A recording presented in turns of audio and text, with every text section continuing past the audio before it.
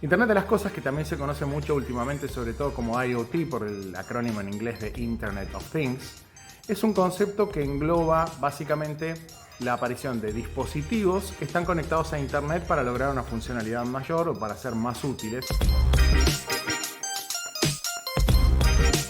Es una diferencia grande con respecto al uso tradicional de Internet, en el que básicamente nosotros, las personas, utilizamos browsers, o utilizamos móviles o lo que fuere, y nos conectamos a Internet para obtener información o para hacer ciertas tareas. En este caso, la diferencia grande es eso mismo lo están haciendo dispositivos, ¿sí? Dispositivos completamente desatendidos y distribuidos probablemente por todos lados. Es interesante ver también que no es Internet de las cosas, porque tiende a confundirse mucho actualmente el despliegue de dispositivos con automáticamente Internet de las cosas, ¿sí? Y por eso doy un ejemplo que viene muchas veces a la mente de las personas que están en este tema, probablemente por haber visto películas, series, dibujos animados de chicos, que es, por ejemplo, la cafetera inteligente. La cafetera inteligente es un gran ejemplo de algo que no es Internet de las cosas, o no necesariamente.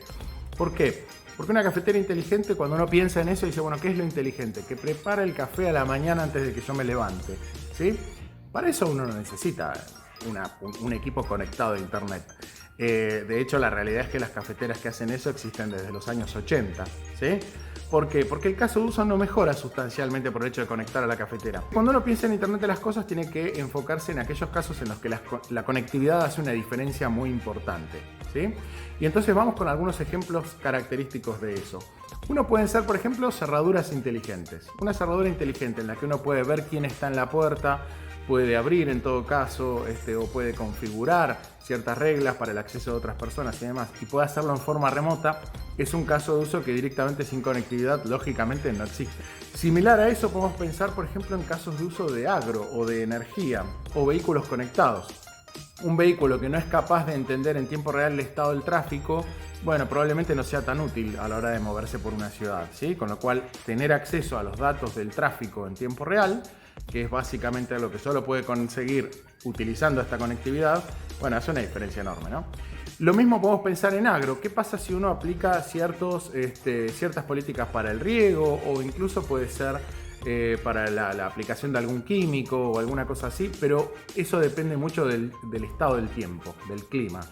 Bueno, entonces ahí lógicamente la conectividad puede hacer una diferencia enorme, porque uno puede anticiparse, entender cuál es el pronóstico y luego con eso hacer un uso más eficiente de esos químicos. Muy parecido también en energía. Hoy hay una tendencia a nivel mundial para que la energía no cueste lo mismo todo el día, o sea, que realmente sea más cara cuando es más difícil generarla o cuando es más demandada, y sea más económica cuando hay más capacidad disponible, más capacidad ociosa.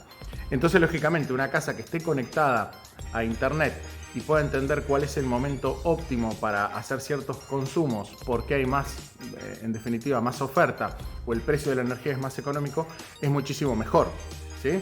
Por ejemplo, podemos dejar lo que es, no sé, lavaplatos, lavado de ropa, o ciertas otras cosas que pueden tener que ver con equipamiento de alto consumo, dejarlo para esos momentos del día en los que la energía resulta más económica, y a veces eso no se puede anticipar. La única manera de saberlo es efectivamente estando conectado a Internet y verificando la tarifa en tiempo real. Por último, hay un caso de uso, hay un aspecto interesante de Internet de las cosas, que es que todos esos dispositivos conectados a Internet en definitiva están accediendo a información que necesitan para hacer su trabajo, pero también al mismo tiempo en general están tomando información del ambiente en el que están instalados, ¿sí? Si tengo, por ejemplo, control de energía o monitoreo de infraestructura, que es uno de los grandes temas que hacemos en Cloud Studio, entonces, ¿qué ocurre? Tengo un montón de variables en tiempo real de esa infraestructura, de ese hogar, de ese edificio. Lo mismo ocurre con el agro. Tengo cierta información con respecto al estado del suelo, por ejemplo, temperaturas, vientos, etc.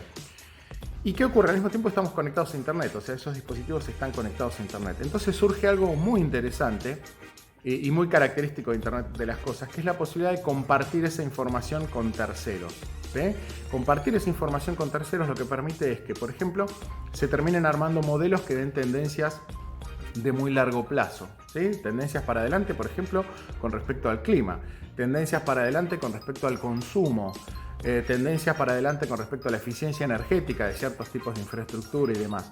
Toda esa información que se recolecta desde la infraestructura de IoT es muy útil Y sobre todo creo que va a terminar en el futuro próximo delineando un montón de políticas incluso, ¿no? Porque esa información que uno junta marca tendencias, permite detectar ciertos patrones de consumo, ciertos patrones climáticos, ciertos patrones de comportamiento incluso de las personas.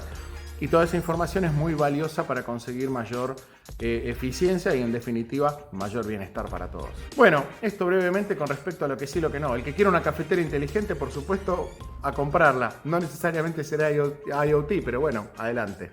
Saludos a todos, gracias.